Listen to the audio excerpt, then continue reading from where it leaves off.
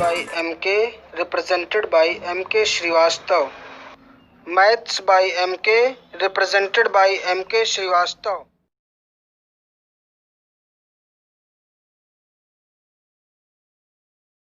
Hello and welcome dear students to Maths by MK channel. You are watching a part of Basic to Higher Mathematics. In the last part, we have discussed about the simple event and we saw some examples based on simple events. In this part, we shall study about the compound events. तो compound events के बारे में हम लोग discuss करते हैं. compound events होता क्या है? सबसे पहले तो हमें यही जानना है कि घटना क्या होती है, इवेंट क्या होता है. तो इवेंट जैसे अगर हम एक सिक्के को टॉस करते हैं वो इवेंट होता है, ये बात हम लोग पहले ही सीख चुके हैं. मान लीजिए हमने एक साथ एक बार में एक पासे को फेंका.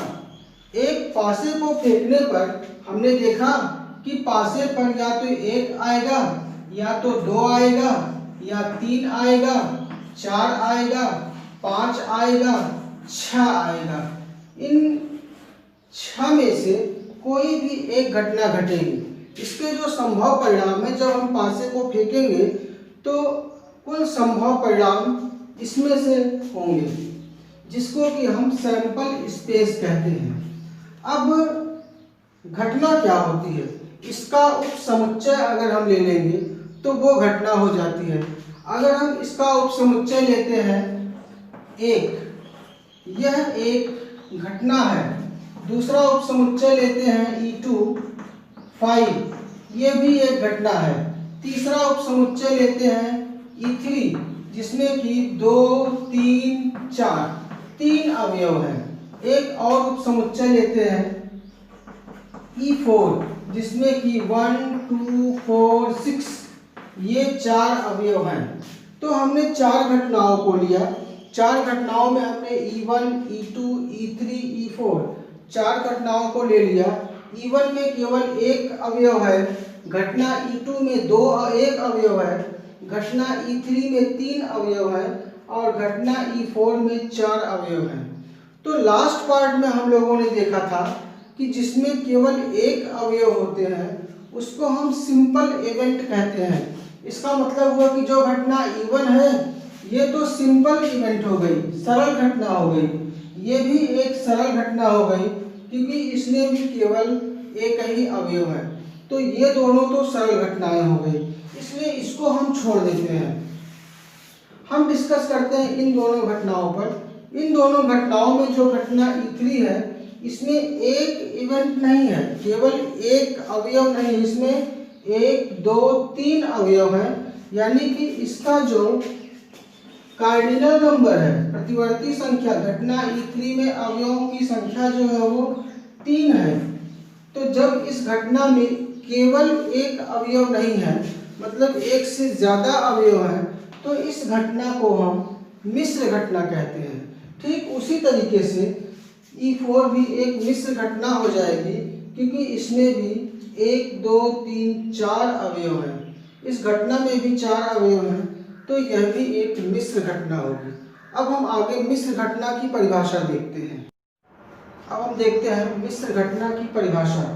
मिश्र घटना की परिभाषा होती है कि सैंपल स्पेस का वह उपसमुच्चय जिसमें एक से अधिक अवयव होते हैं मिश्र घटना कहलाती है. या वह घटना जिसमें एक से ज़्यादा अवयव उपस्थित होते हैं उसे हम मिश्र घटना कहते हैं. यहाँ पर लिखी हुई परिभाषा के हिसाब से प्रदत्त समष्टि का वह उपसमुच्चय जिसमें एक से अधिक अवयव उपस्थित हो मिश्र घटना कहलाती है. यानी कि जिस घटना में एक से ज़्यादा अवयव होते हैं उसको हम मिश्र घटना कहते हैं. एक एग्जाम्पल को हम देखते हैं.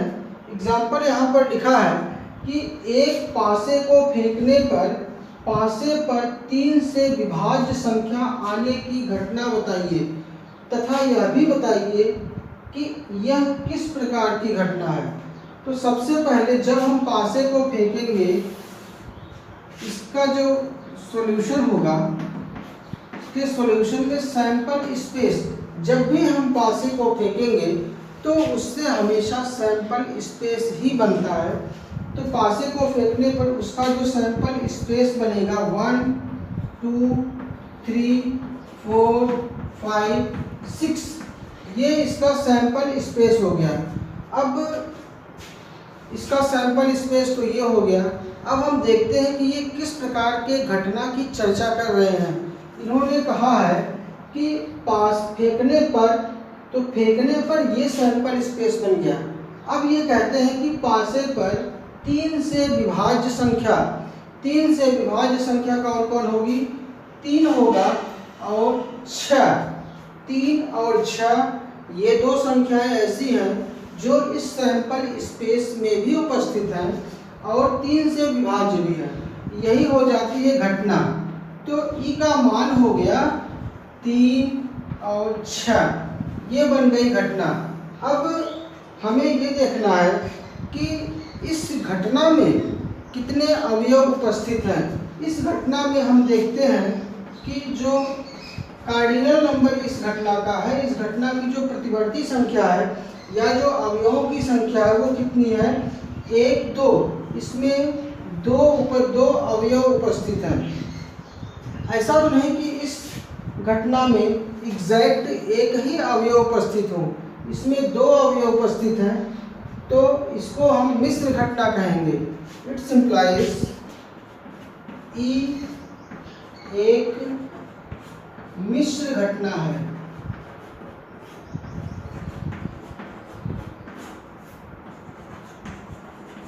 अगर इसमें केवल एक अवयव होता तो ये सरल घटना हो जाती, लेकिन चूंकि इसमें एक से ज़्यादा अवयव है इसलिए इसको हम मिश्र घटना कहते हैं। एक दूसरा एग्जाम्पल लेते हैं।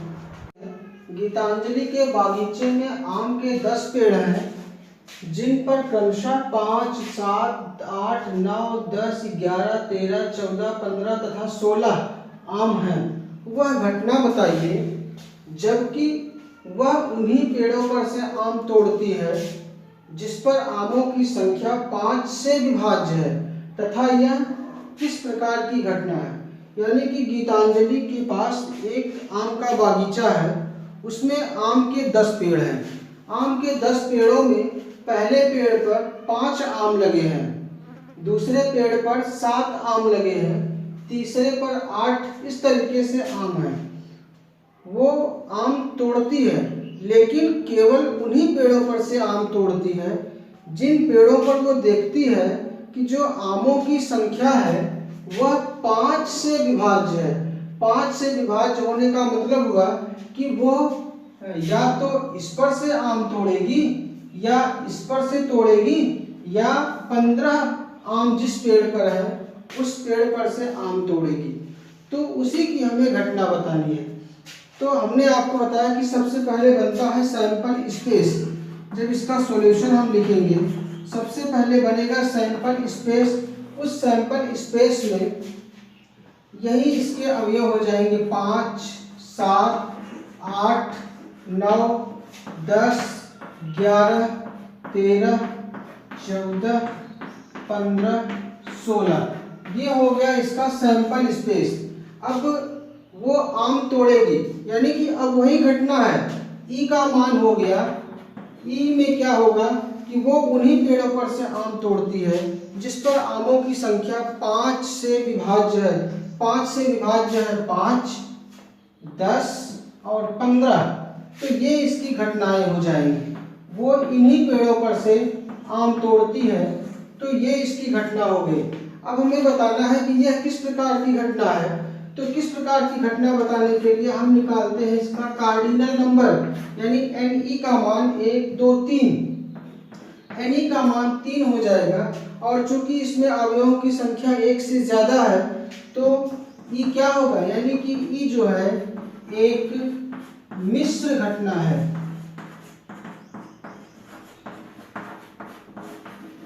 क्योंकि इसमें अवयवों की संख्या 1 से ज्यादा है इसलिए यह एक मिश्र घटना होगी। एक तीसरे प्रकार की घटना हम लेते हैं असंभव घटना। अभी तक हम लोगों ने जो घटनाओं के बारे में पढ़ा है या अभी जो पढ़ रहे हैं, इन 4 घटनाओं के बारे में जो हम पढ़ेंगे वो केवल एक घटना की बात हो रही है।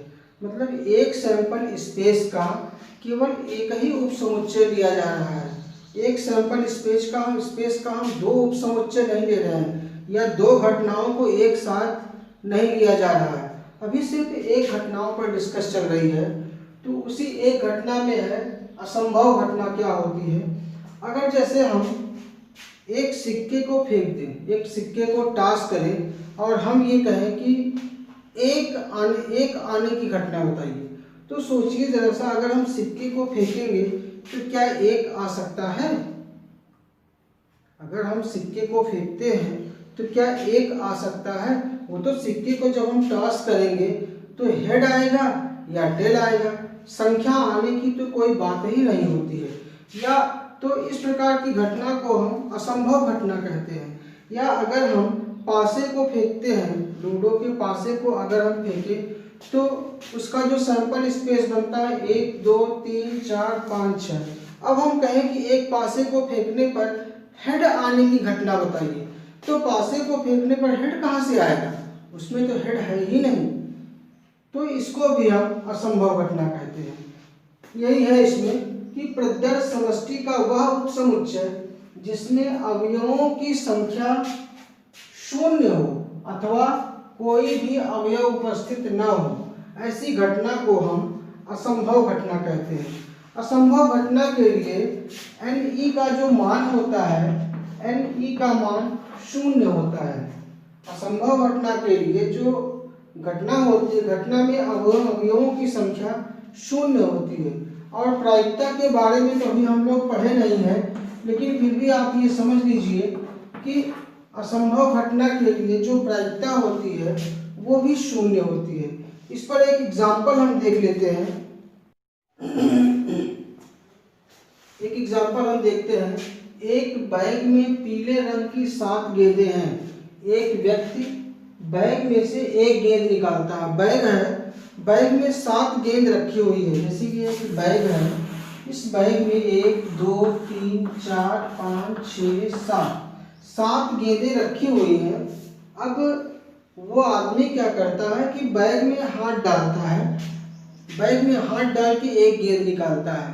ध्यान ये रहे कि ये जो गेंदें हैं ये सारी गेंदें येलो कलर की हैं, पीले रंग की हैं।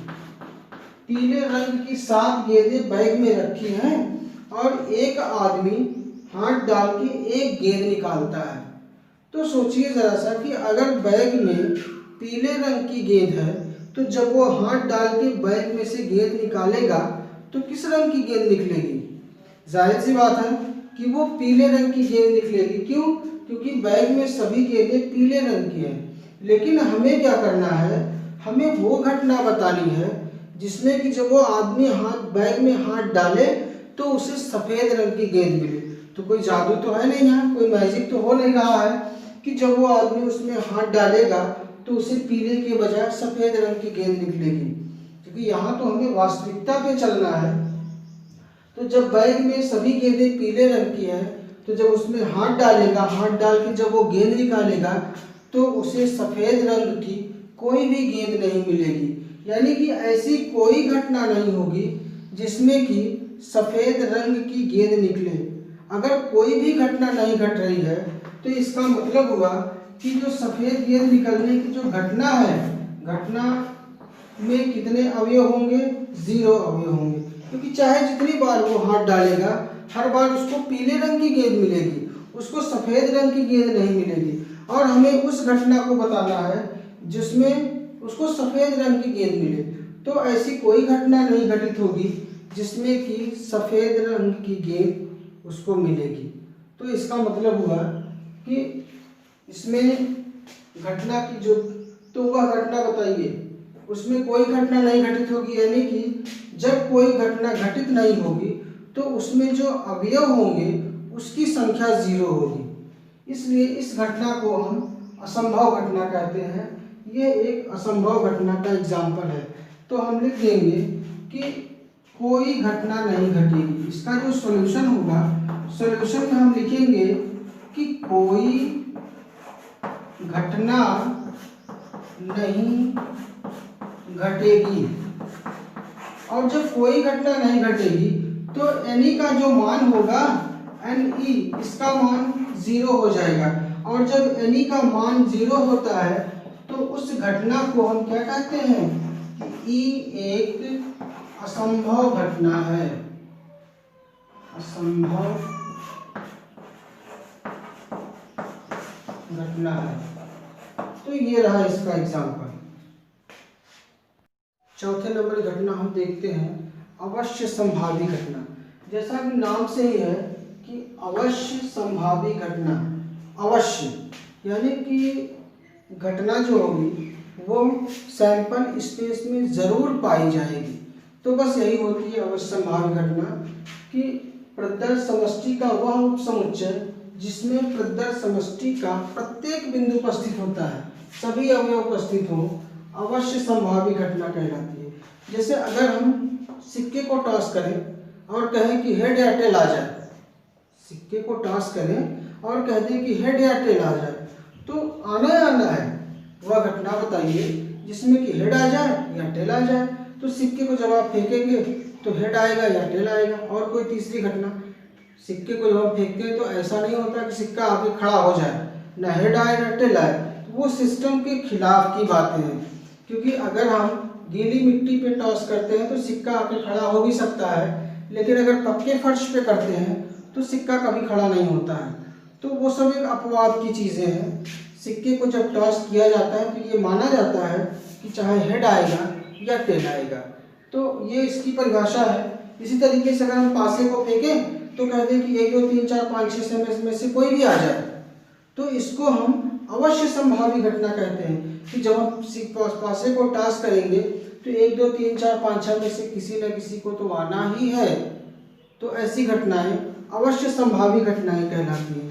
एक और बात है कि अवश्य संभावी घटना के लिए जो घटना में अवयवों की संख्या होती है वो सैंपल स्पेस के अवयवों की संख्या के बराबर होती है।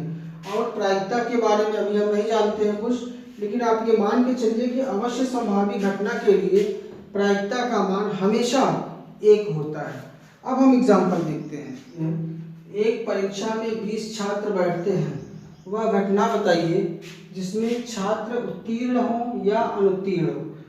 अब ध्यान देने वाली बात यह है कि अगर 20 लड़के एग्ज़ाम देते हैं तो 20 में से कुछ पास होंगे, कुछ फेल होंगे।